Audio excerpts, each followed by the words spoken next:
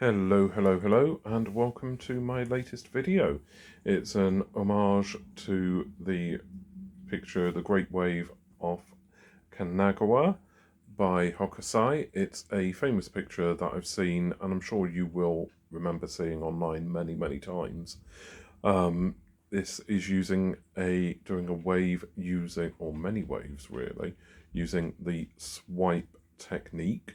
I'm really looking forward to you seeing it. I am also reusing a canvas, and I didn't gesso it. Lots of artists will paint over old canvases and re-gesso it. I have found you don't really need to do that with fluid art, as long as you're going to accept that there is a risk that there may be some cracking.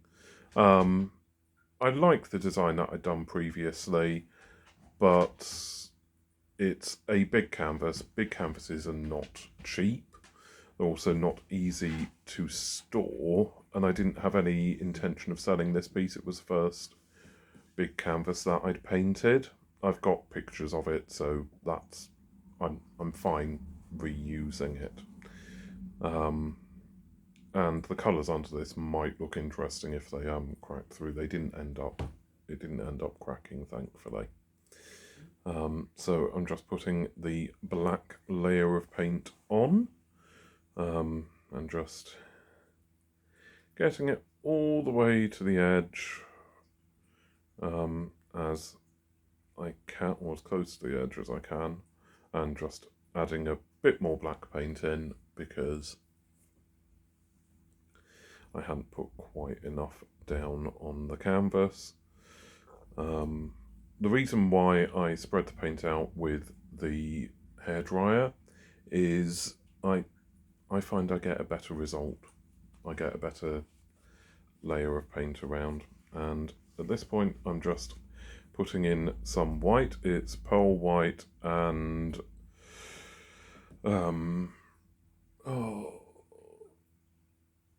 titanium white, pearl white by Deco Art and titanium white by CF Acrylics, just to create the clouds in the background. It's a really fun way to create clouds on the sky. You just put your base colour down and then just put the white on top, blow over, and it creates the diffused white of a cloud, which is cool. And I wanted those obviously just on the top of the screen. I'm going over now with the heat wand.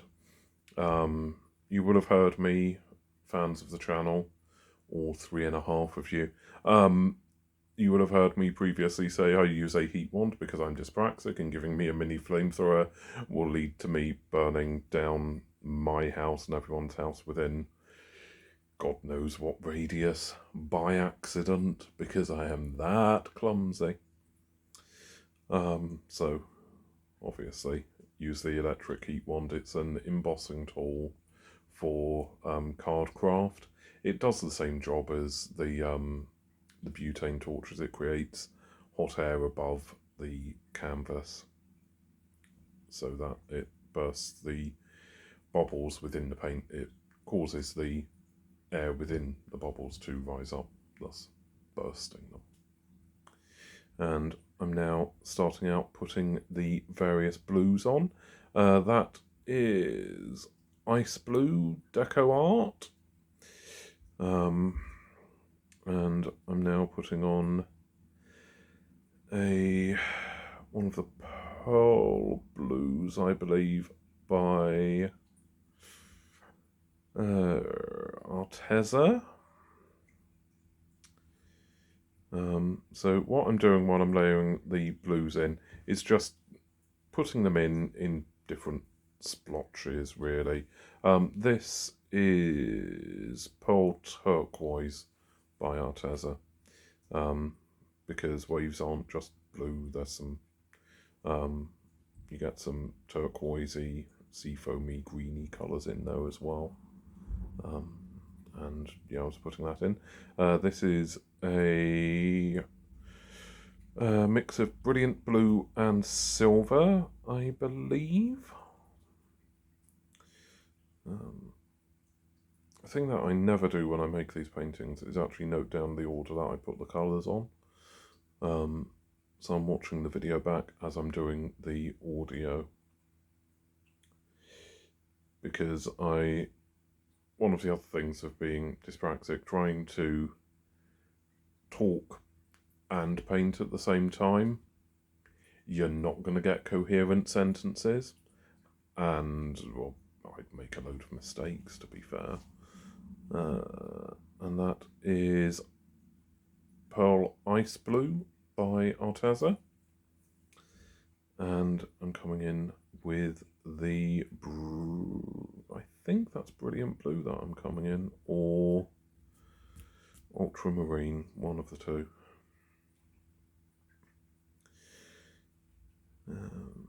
And I chose to have the black still underneath the colour here, because I wanted the canvas flooded to make sure everything will move around as much as it can, and I wanted there to be some light and dark tones, so the black underneath will come through a little bit, or it was planned to at least.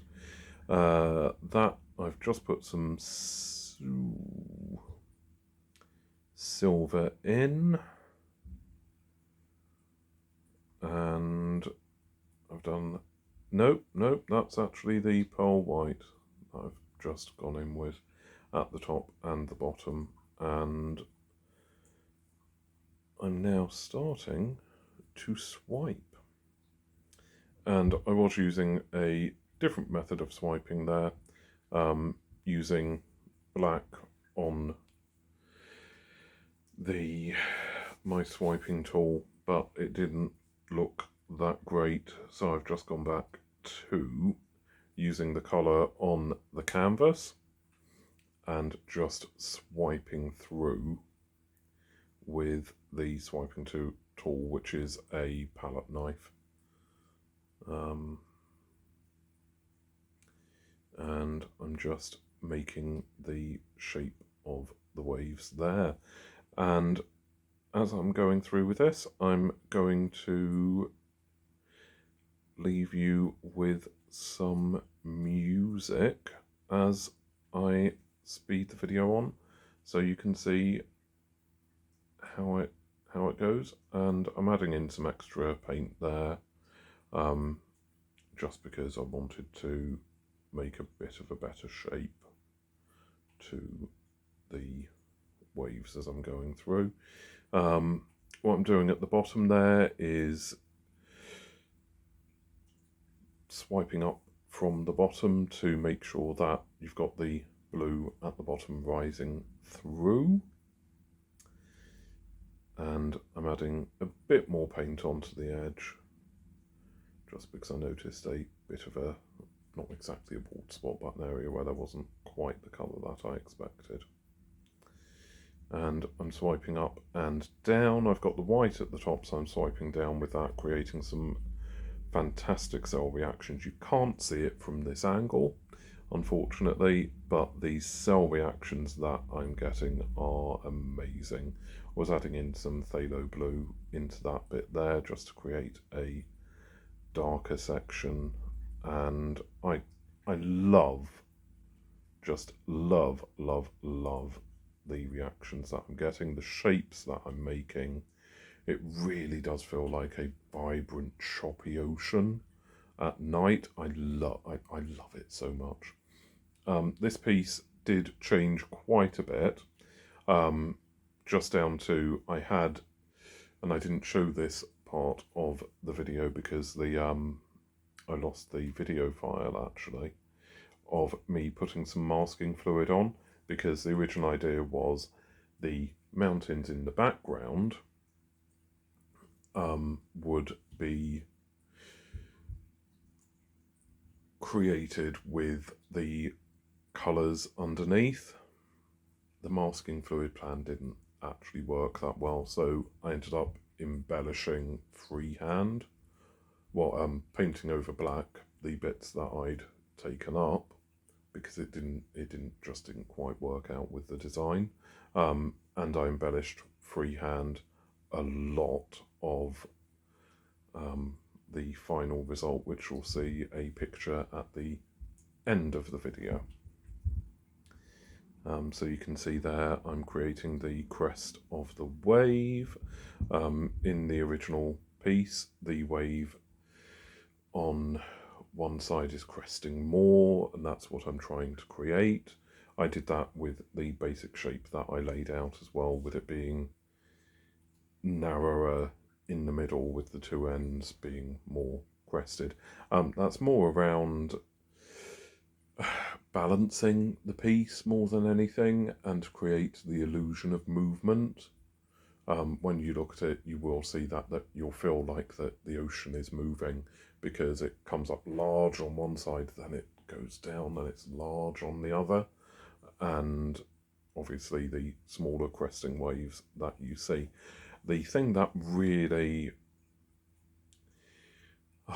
bummed me out about the result of this work is I should have just left it as is. I shouldn't have done the mountains the way that I did, because I lost a fair few bits of the actual wave heads when I peeled some of the paint up using the masking fluid, and that was just sad. And I had to go in, paint some black over some bits just to make the shapes work a bit more with the design that I ended up with. I love the design that I ended up with. It is amazing. Forgot to record the embellishment. Just forgot to. Camera was set up, or the webcam that I use, because I use a Razer webcam connected to my Surface tablet, or Surface laptop, tablet, whatever it is, to record. I didn't hit the start record button. Didn't realise till the end. Oh well. But you have got a piece, well actually a series of pieces coming up where I have a central idea, and I know I'm going to do embellishments around it to get it to work. So you will get to see that side of my creative process, because a lot of the embellishment that I do, I always do it off camera, just because I don't actually always do it there at my art station. Sometimes I will take the piece away and sit in the living room and do some of it sometimes late at night. It's quite relaxing. Obviously, I did say I was going to put some music on while I was swiping, but it's kind of redundant at this point, because I have been wittering on. But as I am assured by several people that watch these videos, my voice is very calming, so I hope you are sufficiently calmed, my friends. And a couple of you have suggested that I do books for people to, not books, do recordings for people to listen to as they go to bed. Not really sure what to do, what the takeaway from that is. That I put people to sleep. Not really sure what to think of that. Didn't think my voice was that boring. Well, it's not. I know my voice is very deep, very melodious, and very calming. So enjoy it. Lovely, lovely people. At this point, I've done most of the swiping, and I am literally just fiddling with the piece to get those cresting waves that I'm very sad I'm going to lose some of when on the final piece, but I do still love the final piece. Fluid art is very much like this. You will do things, and sometimes you're going to have to go back in and fiddle with it a little bit. You might lose a bit of the painting that you like when you do ring pours and open cut pours and all of that, and you tilt paint. I can guarantee you 90% of the canvases that you do, there will be one bit that you'll like, and it will always be on the edge. You'll tell yourself you're going to be able to tilt. Amazingly, you will be a wizard of tilting. I have never yet been a wizard of tilting. I've always lost the bit that I liked, or it's stretched and not ended up as fantastic as I wanted. The trick that I'm doing here, by the way, with creating the various waves, you can see I'm putting black back into the piece. If you want to create the cresting wave and you've got kind of the best bit of the shape, you can just go in with your base colour and create the shape by using the base colour to manipulate the lighter colour or the other colours. It's a legitimate way of doing it, and it is a really cool way of doing fluid art. You just saw me with the blow dryer because I'm not sure if I'd leaned against the canvas and got it over my t-shirt, or I'd taken some paint off. But this was just to get the paint sliding back over the edge of the canvas so that it dripped over the side. Even though this isn't a deep edge canvas, with pieces like this, I do like the colours to flow over the side. On some of my pieces, I will just use black or silver over on the edge, so that the colour, the painting is just on the front. But for a lot of them, I do like it that when the colour slips over the side, it gives a really cool effect. Well, I think it does anyway. On deep edge canvases, I always try to make sure that there's stuff going over the side because I paid the extra money for the deeper edge, and the way that those are displayed on the walls, it shows up more. So yeah, this is, you know, this is the first time I've done a swipe on this scale of canvas, and I love how it turned out. It is so gorgeous.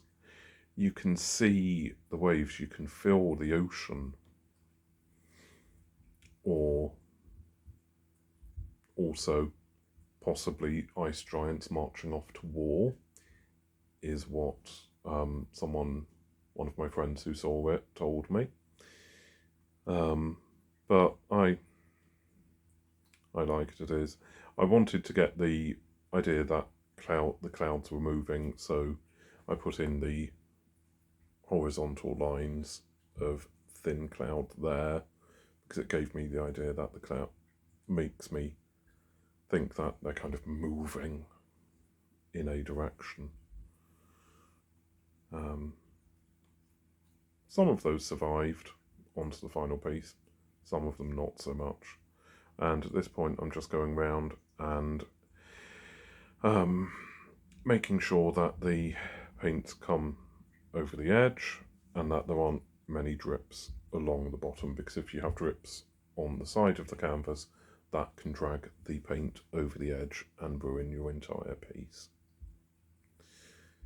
So yeah, this is almost it for this piece, and I've decided that, and this is the final stage of most of my pieces, going in with the soap spray, just to